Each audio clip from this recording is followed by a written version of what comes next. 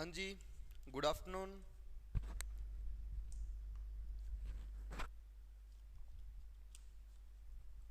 Okay जी। एक बार ये और बता दीजिएगा कि पिछली क्लास में हमने क्या पढ़ा था। अच्छा, मराठा साम्राज्य हम पढ़ रहे थे ना।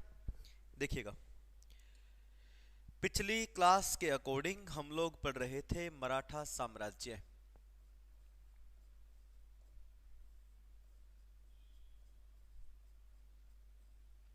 मराठा साम्राज्य, ठीक है। हम लोगों ने पढ़ा था मराठा साम्राज्य। और मराठा साम्राज्य जो कि 1674 से लेके 1818 तक चलेगा। 1674 से लेके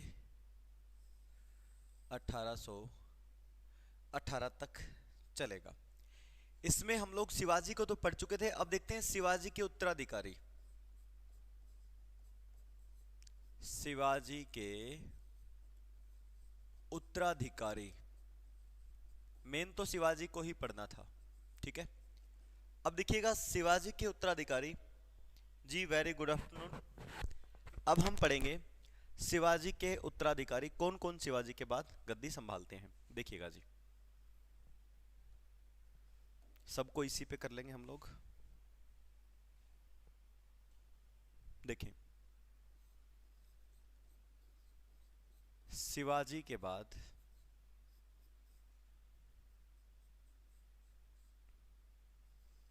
उनके दो बेटे थे। एक का नाम संभाजी,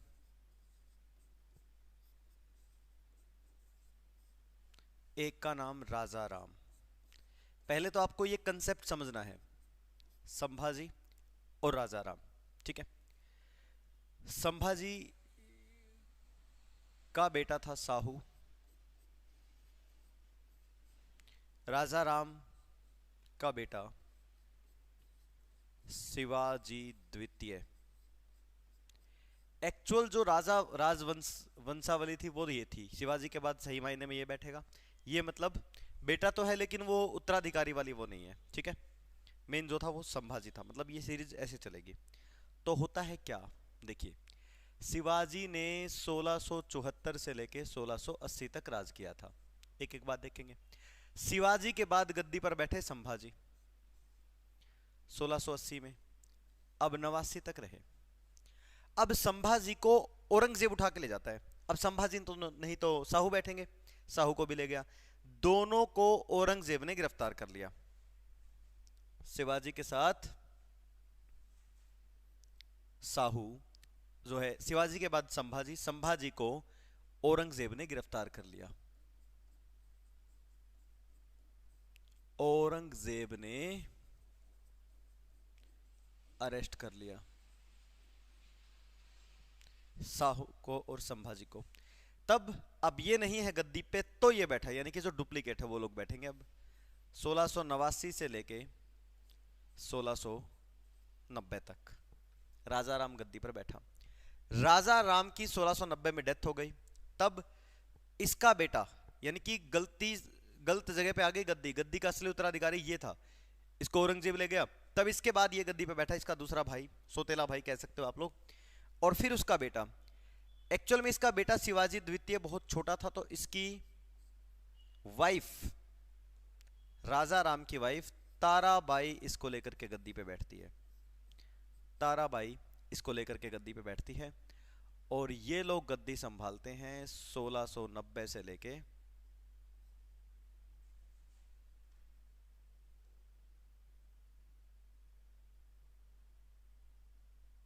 1680 से 89, और यहां पे 89 से 1700।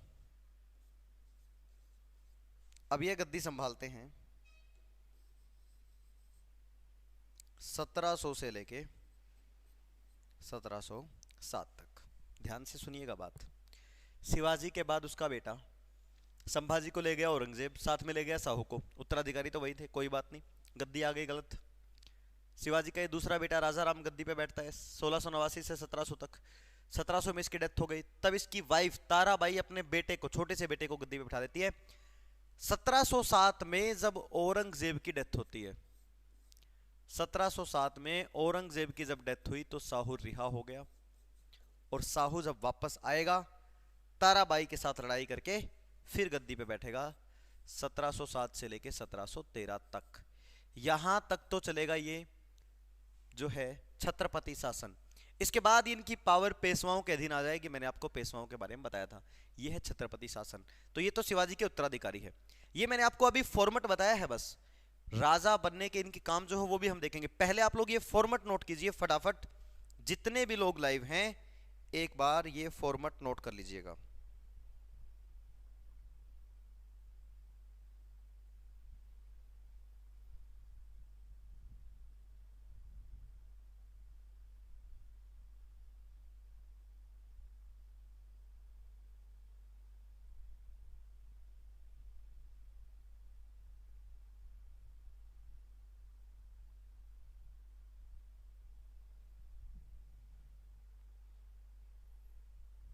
जी वेरी गुड आफ्टरनून निशा जी, कीजिए इसको नोट। फिर हम एक एक व्यक्ति को पढ़ेंगे।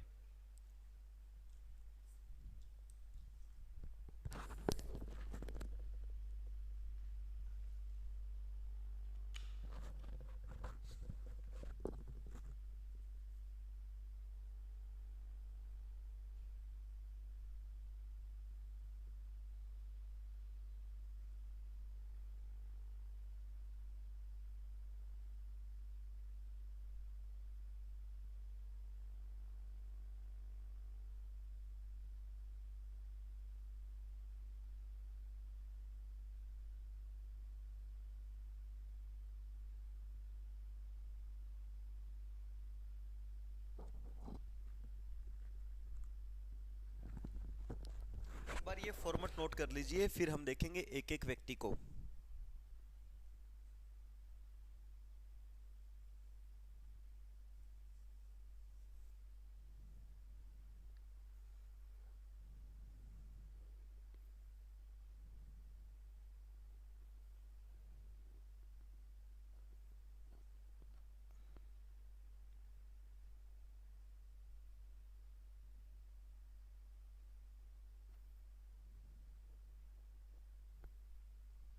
बताइए, बात समझ में आ गई क्या निशा जी?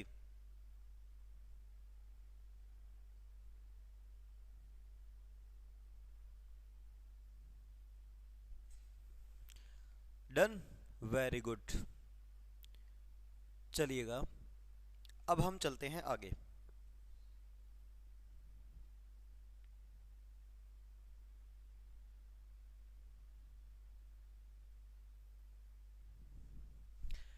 तो शिवाजी को तो हमने पढ़ लिया था। आगे कौन किसके बाद कैसे राजा बनता है हमने वो देखा। देखिए शिवाजी के बाद संभाजी, संभाजी को औरंगजेब ने मरवा दिया, साहू को ले गया साथ में। तब राजाराम, राजाराम के बाद उसकी जो है वाइफ, उसकी विधवा अपने बेटे को गद्दी पर बैठाती है। तब साहू आएगा और लड़ाई करके गद्दी छीन लेगा। अब देखिए हम पढ़ते हैं शिवाजी के उत्तराधिकारियों को डिटेल में, यानी शिवाजी के बाद गद्दी किसने संभाली। देखिए जी, शिवाजी के बाद बने संभाजी।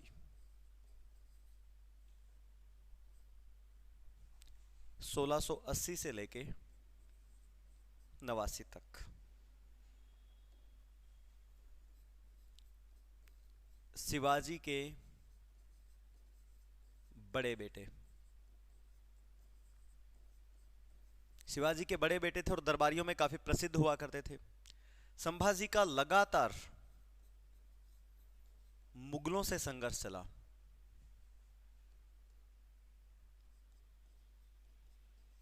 मुगलों से संघर्ष चला, काफी बार इनके संघर्ष सफल हुए, लेकिन फाइनली 1689 में औरंगजेब ने संभाजी की हत्या करवा दी। वह संभाजी के बेटे साहू को कैद कर लिया।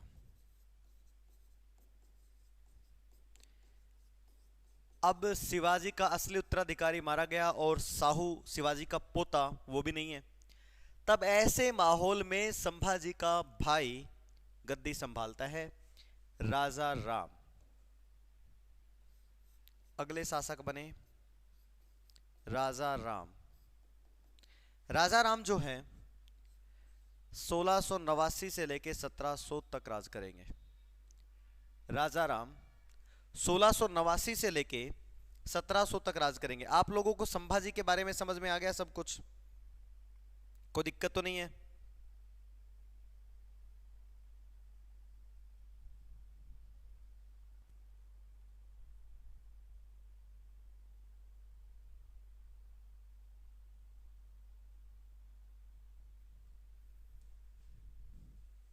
देखिए जी, इनका भी लगातार मुगलों से संघर्ष चला।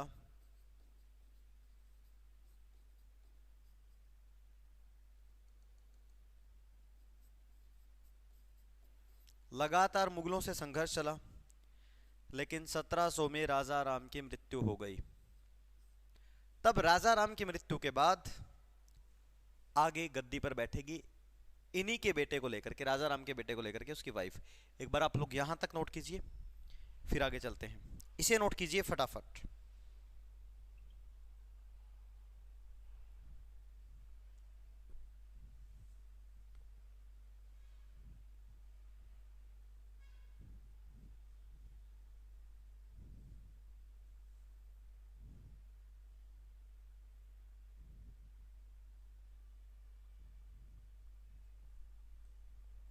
बताइए जी,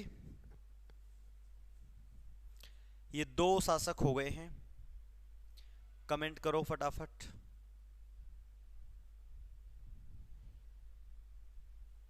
कमेंट ही नहीं कर रहे आप लोग, तो अभी लिखने में बिजी हैं। जल्दी लिखें और मुझे बताएं। देखिए, एक बार वो फॉर्मेट से हमें पता लगना था कि कौन किसके बाद गद्दी पर बैठता है। इनके बारे में एक एक दो दो बातें जो हैं वो कर ही रहे हैं हम। Very good.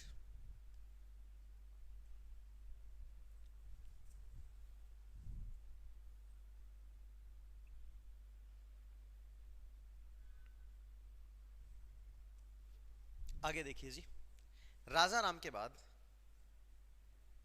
अगले जो शासक बने वो बने शिवाजी द्वितीय। शिवाजी द्वितीय ये 1700 से लेके 1707 तक गद्दी संभाली इन्होंने। अब ये कौन है एक्चुअल में? ये है राजा राम का पुत्र, 4 वर्षीय पुत्र। राजा राम का 4 वर्षीय पुत्र, यानी कि अकेला तो काम नहीं कर सकता, तो इसकी संरक्षक बनी, इसकी संरक्षक बनी राजा राम की विधवा।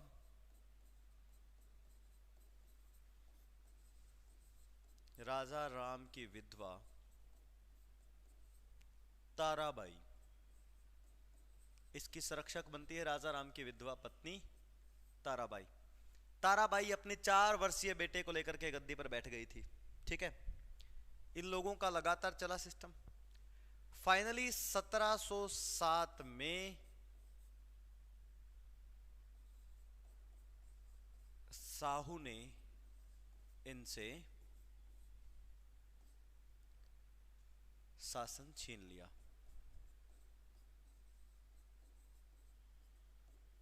साहू ने इनसे शासन छीना। अब ये साहू कौन आएंगे एक बार ये भी देखेंगे। ये 3 बातें आप लोग इसके बारे में नोट करें फटाफट।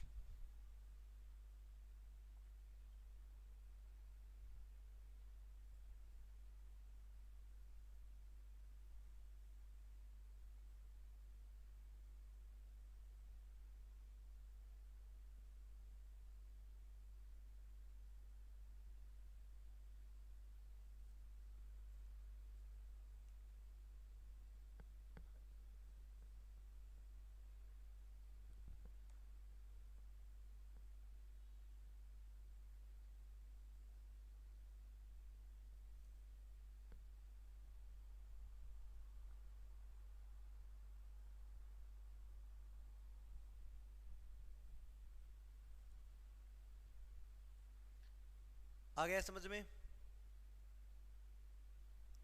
कोई दिक्कत? वेरी गुड,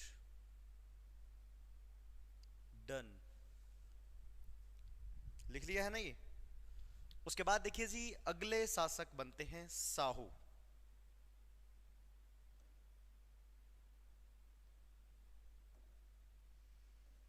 साहू 1707 से लेके 1713 तक साहू शासन करेंगे। छत्रपति साहू। छत्रपति साहू कौन है? शिवाजी का पोता, शिवाजी का पौत्र व संभाजी का पुत्र। देखिए, औरंगजेब की कैद में था ये औरंगजेब की कैद में था, और औरंगजेब की 1707 में जब मृत्यु हुई तो इसके बेटे बहादुर शाह प्रथम ने साहू को रिहा कर दिया। बहादुर शाह प्रथम ने साहू को रिहा कर दिया 1707 में। 1707 में रिहा होते ही आया, लेकिन यहां तो आंटी जी गद्दी पर बैठी थी, ताराबाई यहां पर गद्दी पर बैठी थी। तब 1707 में खेड़ा का युद्ध होता है। 1707 में हुआ खेड़ा का युद्ध। इस युद्ध में ताराबाई और साहू का साथ दिया इसके सेनापति बालाजी विश्वनाथ ने। यानी कि जब औरंगजेब के बच्चों ने उसको छोड़ा साहू को, तो साहू वापस आ गया। आकर के देखा तो आंटी गद्दी पर बैठी है। क्यों? क्योंकि शिवाजी के बाद बैठने थे संभाजी के बाद बैठना था साहू, लेकिन बैठा राजा राम। रॉन्ग नंबर लग गया। राजा राम के बाद ताराबाई, तो साहू आकर के अपनी गद्दी नहीं लेगा क्या? बिल्कुल लेगा जी। तो साहू ने आकर के खेड़ा का युद्ध किया। खेड़ा के युद्ध में ताराबाई को हरा के साहू बालाजी विश्वनाथ की सहायता से गद्दी पर कब्जा कर लेता है। ऐसे साहू ने कब्जा किया था, और फाइनली बालाजी विश्वनाथ को पेशवा का पद दिया। जीतने के बाद विश्वनाथ को पेशवा का पद दिया, और ये पेशवा भी काफी पॉपुलर हो गए। 1713 तक आते आते तो सारा काम ही पेशवाओं को दे दिया। अब मराठा शासन में छत्रपतियों की नहीं चलेगी, अब पेशवाओं की चलेगी। सारा का सारा पावर जो है पेशवाओं के हाथ में चली गई। ये था जी शिवाजी के उत्तराधिकारी। अब हम देखेंगे पेशवा शासन।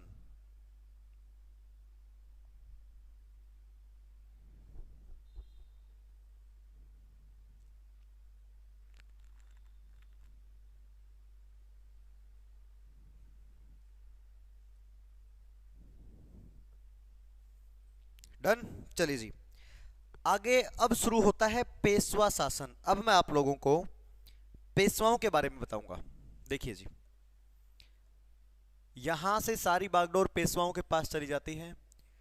तो पेशवा शासन, एक बार फिर हम डायग्राम देखते हैं पेशवा शासन का। सबसे पहले आते हैं बालाजी विश्वनाथ। सबसे पहले पेशवा आते हैं बालाजी विश्वनाथ। सबका कार्यकाल देखेंगे हम साथ में, जो कि 1713 से लेके 1700। बालाजी विश्वनाथ पहले पेशवा है, याद रहे, जो कि 1713 से लेके 1720 तक गद्दी संभालेंगे। बालाजी विश्वनाथ के बाद अगले पेशवा बनते हैं बाजीराव प्रथम। 1720 से लेके 1740। बालाजी विश्वनाथ के बाद उनके बेटे बाजीराव। ठीक है। अब बाजीराव के हैं दो बेटे। एक तो रघुनाथ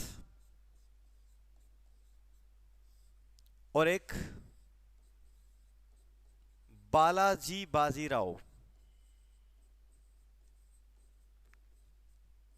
एक तो है रघुनाथ और एक है बालाजी बाजीराव।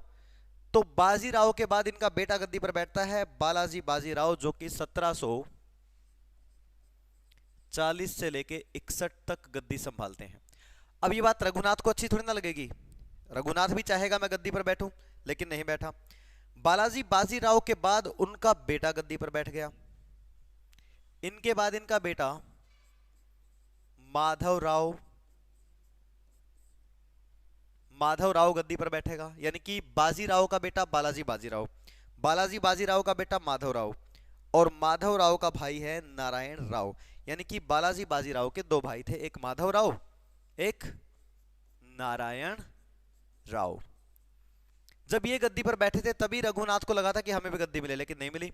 तब 1761 से लेके 63 तक माधवराव ने गद्दी संभाली कि अब मैं संभालूंगा इस शासन को। ठीक है, 1761 से ये क्या लिख दिया 72, उसके बाद 1772 से लेके 73 तक गद्दी संभाली थी नारायण राव ने।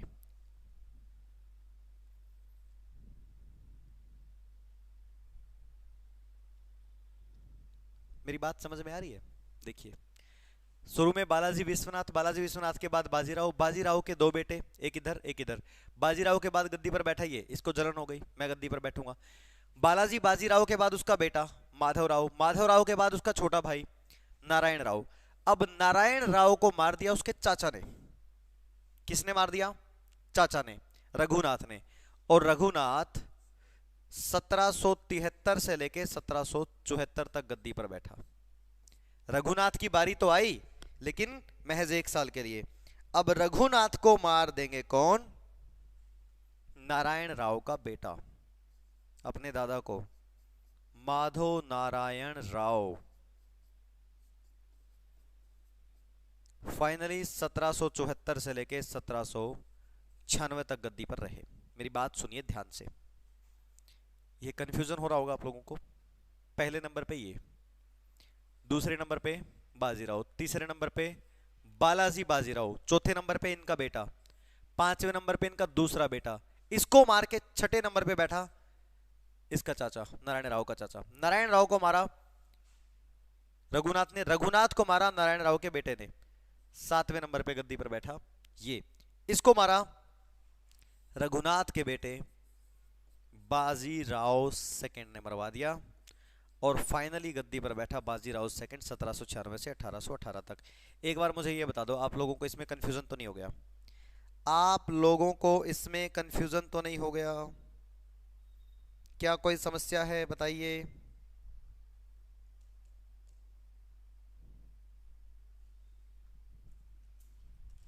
एक बार इसको जैसे मैंने लिखा है ना, एज इट इज नोट कर लो। पहले मैंने आपको बताया है ये डायग्राम, उसके बाद हम पढ़ेंगे इन सभी राजाओं को। बताएं।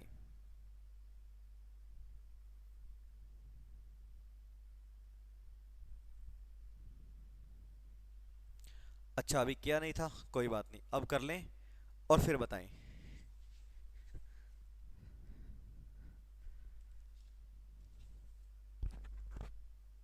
मराठा कर लो पहले।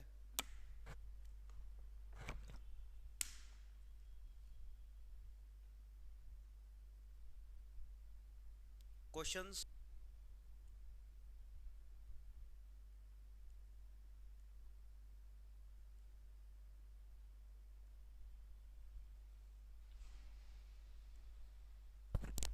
बाकी लोग भी लिखें भाई, बताएं। अब हम एक एक व्यक्ति को पढ़ेंगे इनमें से। शुरू में चला छत्रपति शासन और अब चला पेशवा शासन।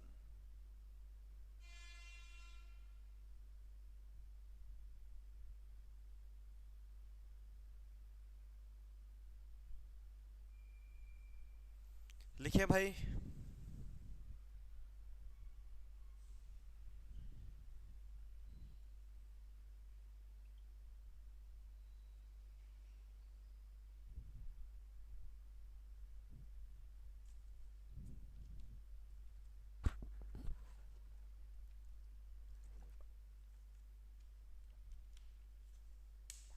चलिए जी, अब देखिए सबसे पहले हम पढ़ेंगे बालाजी विश्वनाथ को।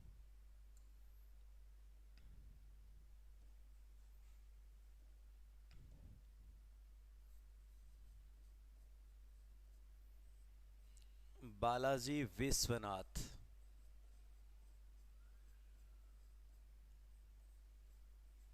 1713 से लेके 1720 तक। बालाजी विश्वनाथ एक ब्राह्मण थे।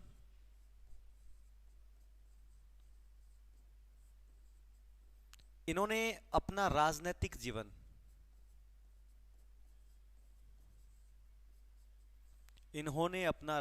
जीवन एक राजस्व अधिकारी के रूप में शुरू किया था।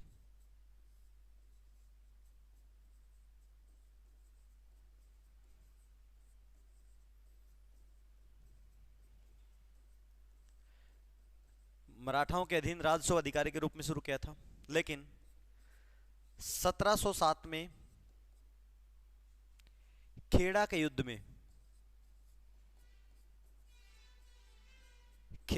युद्ध में साहू महाराज की सहायता की।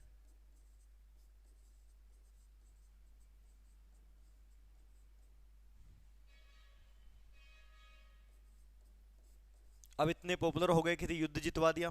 फिर 1713 में इन्हें पेशवा का पद मिला और तब से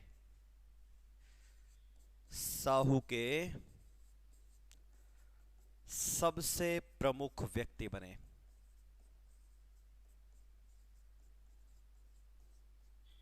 साहू महाराज के सबसे प्रमुख व्यक्ति बन गए तभी से। अब बालाजी विश्वनाथ को जब पेशवा का पद मिला तो समझिए सुप्रीम पावर जो है वो पेशवा हो गए। इसीलिए इनको मराठा साम्राज्य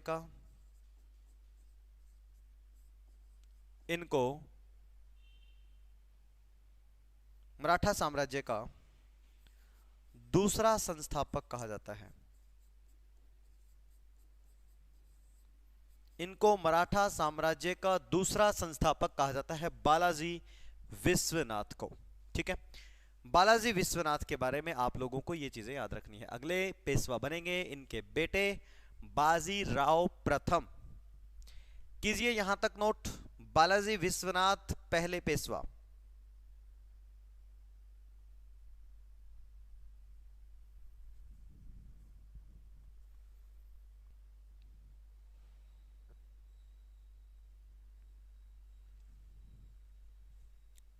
लिखें इसको और बताएं साथ में।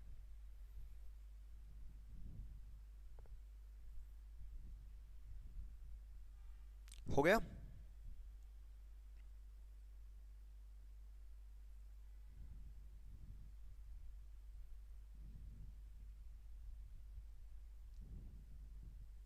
चलिए जी, आगे देखिए। इनके बाद बालाजी विश्वनाथ के बाद गद्दी पर बैठते हैं बाजीराव प्रथम।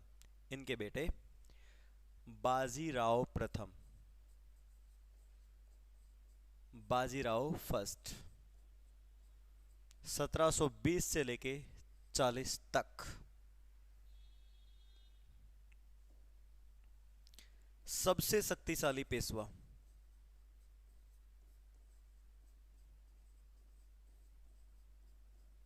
सबसे शक्तिशाली पेशवा यही थे।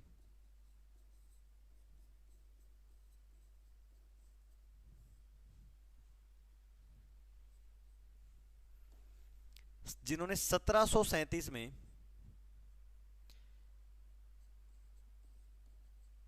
दिल्ली पर हमला किया और दिल्ली तक पहुंचने वाला पहला पेशवा था ये बंदा।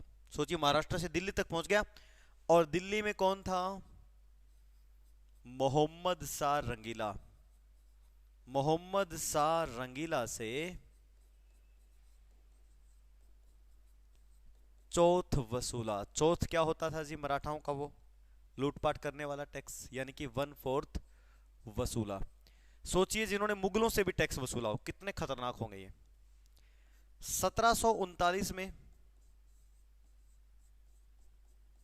पुर्तगालियों से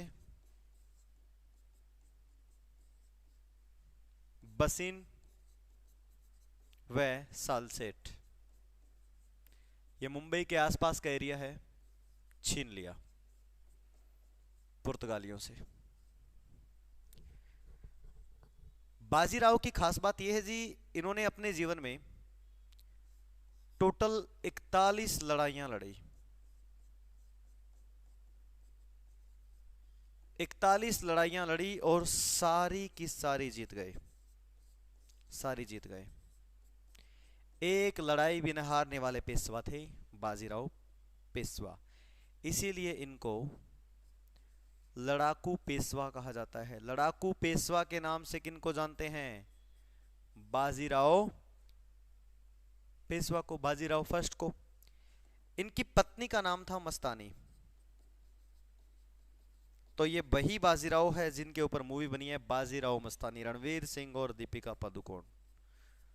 बाजीराव ये वो हैं, इतने फेमस थे। दिल्ली तक पहुंच गए थे, यानी महाराष्ट्र से देख लीजिए। शिवाजी के समय में भी नहीं था ऐसा काम तो, लेकिन इन्होंने कर दिया। लड़ाकू पेशवा इन्हीं को कहेंगे। कीजिए इनको नोट, उसके बाद देखेंगे अगले पेशवा।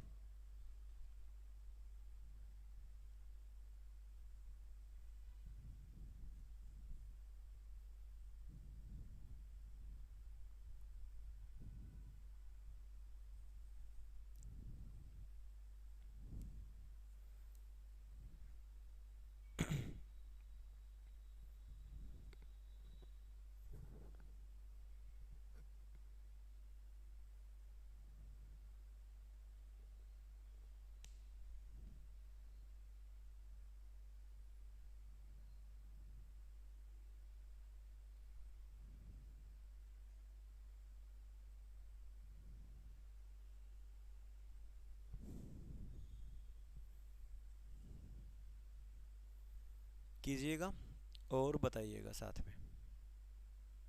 पिछला नोट कर लिया था।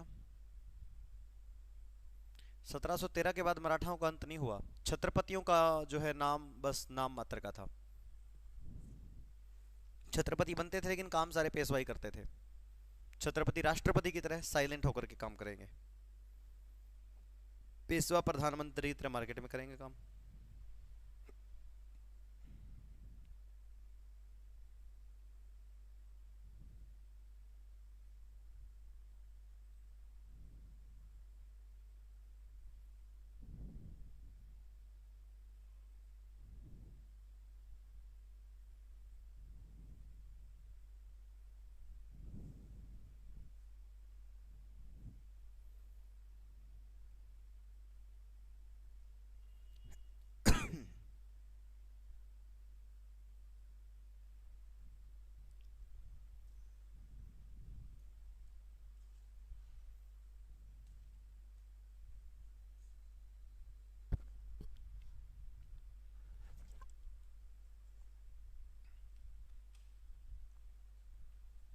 करें, बताएं।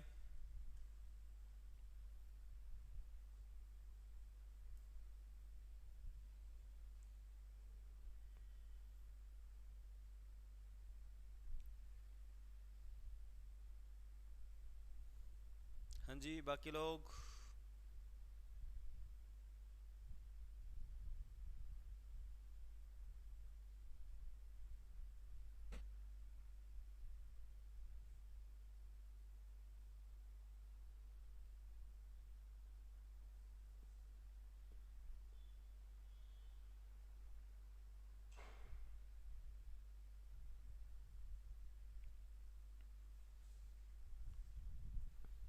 देखिए जी, उसके बाद देखते हैं बाजीराव के बाद बालाजी बाजीराव।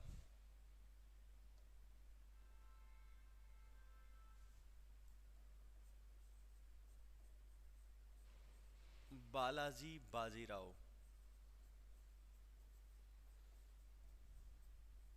1740 से लेके 61 तक। बालाजी बाजीराव, बालाजी बाजीराव इनके समय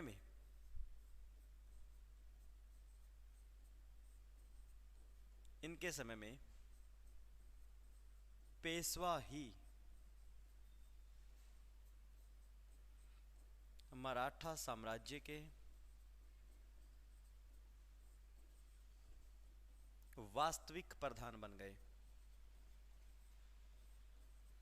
वास्तविक प्रधान बन गए। इनके समय में पेशवा के पास ही आ गया सब कुछ, अब छत्रपति का कुछ है नहीं यहाँ पे, ठीक है। इनके समय में 1761 में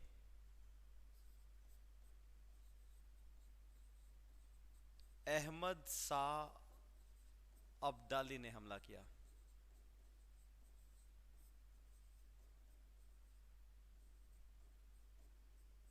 अहमद शाह अब्दाली का हमला हुआ। अब इस हमले के बाद मराठाओं ने सोचा ये दिल्ली में आया लूटपाट करेगा, क्यों ना हम दिल्ली जाकर के इसको हराएं। तब बालाजी विश्वनाथ ने अपना नाबालिग बेटा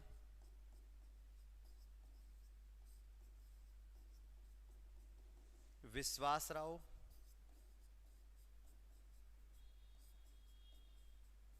अपना सेनापति या फिर अब कहें कि अपने भाई का लड़का सदाशिव राव,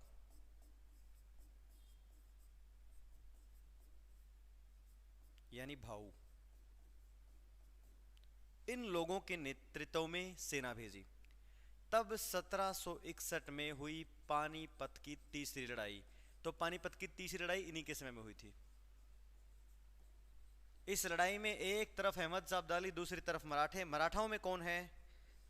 सदाशिवराव सेनापति और विश्वासराव नेतृत्व करने वाला। इस लड़ाई में मराठा इतने बुरे तरीके से हार गए, बाजीराव का तो दिल टूट गया, क्योंकि 28,000 सैनिक मारे गए। 28,000 सैनिकों की मृत्यु हो गई, सहित सदाशिवराव के भी। तो जी आप ये कह सकते हैं मराठा वास्तविक शक्तिशाली बने थे, इसी में वास्तविक बने थे प्रधान, और इसी में मराठाओं का पतन शुरू हो गया पानीपत की लड़ाई के बाद। तो समझ लीजिए मराठाओं का पतन शुरू हो गया। अब मराठा नाम मात्र के रहेंगे। मराठाओं का पतन शुरू हो गया इस लड़ाई के बाद।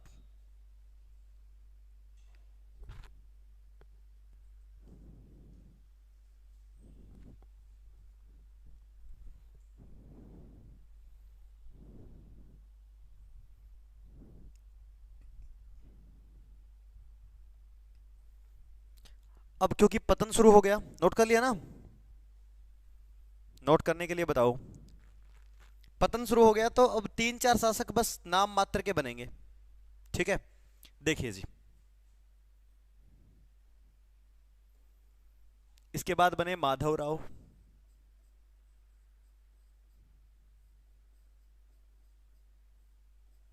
सत्रह सौ 61 से 72। फिर बने माधवराव का छोटा भाई नारायण राव, 1772 से लेके 1773। नारायण राव के बाद माधव नारायण राव। एक मिनट देखिए, माधव राव के बाद उसका भाई, इसकी कोई संतान नहीं थी, इसका भाई। अब जब ये गद्दी पर बैठा तो इसको मार दिया गया रघुनाथ द्वारा, रघुनाथ राव। और रघुनाथ राव गद्दी पर बैठा 1773 से लेके 74। रघुनाथ राव को इनकी फौज मार देती है और फिर नारायण राव के बेटे को गद्दी पर बैठाती है। यानी कि इसके बाद बने ये, इसके बाद बने ये, और इसके बाद बने ये। माधव नारायण राव 1774 से लेके फाइनली 1796 तक ये 4 लोग आए। वैसे ही उसके बाद रघुनाथ का बेटा अगला पेशवा बनता है, जिसका नाम है बाजीराव सेकंड। बाजीराव सेकंड 1796 से लेके 1818 तक। बाजीराव सेकंड 1796 से लेकर 1818 तक राज करेंगे। एक बार आप लोग इन सबको नोट कीजिए, फिर हम पढ़ेंगे बाजीराव सेकंड यानी कि आखिरी मराठा पेशवा को। कीजिएगा।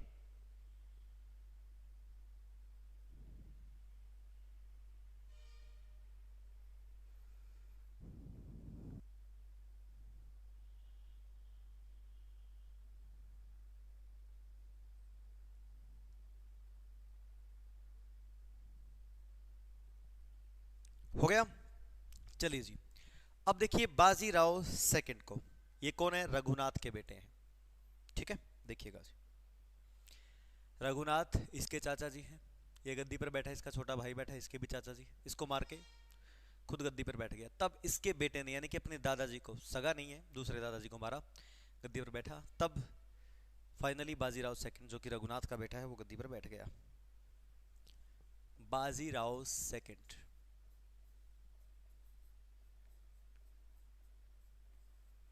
बाजीराव सेकंड 1796 से लेके 1818 तक राज करेंगे। इनके साथ ईस्ट इंडिया कंपनी पुणे की संधि करती है, पुणे की संधि करती है 1817 और 18 में। इस संधि में बाजीराव सेकंड को 8 लाख रुपए पेंशन पर बिठूर भेज दिया। बिठूर यानी कि कानपुर, इनको कंपनी ने कानपुर भेज दिया, बिठूर भेज दिया। 1853 में पेशवा बाजीराव सेकंड की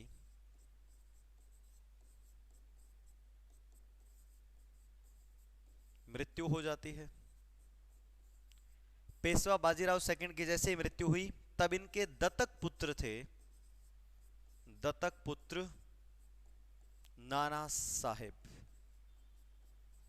नाना साहेब ने ईस्ट इंडिया कंपनी से पेंशन की मांग की। अब वो पेंशन मुझे मिले, लेकिन कंपनी ने ये कह के ठुकरा दिया, तुम सगे बेटे थोड़े ना गोद लिए हो। ईस्ट इंडिया कंपनी ने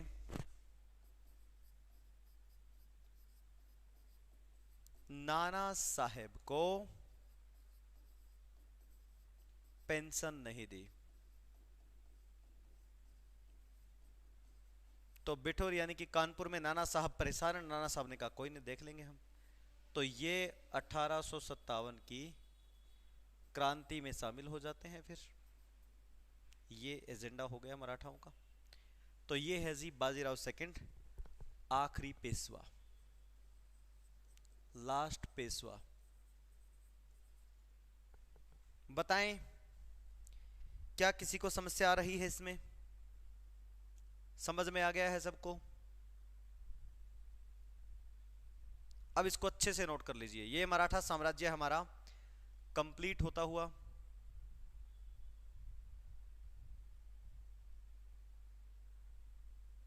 नाना साहब बाजीराव सेकंड के दो जो है दत्तक पुत्र,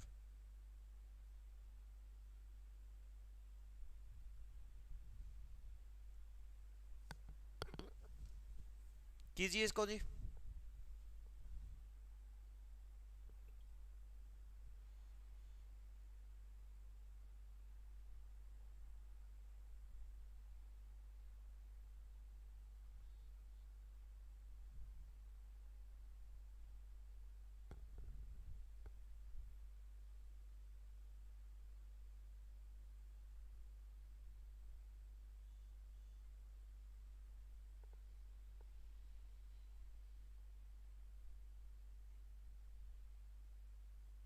आ रहा है समझ में सबको?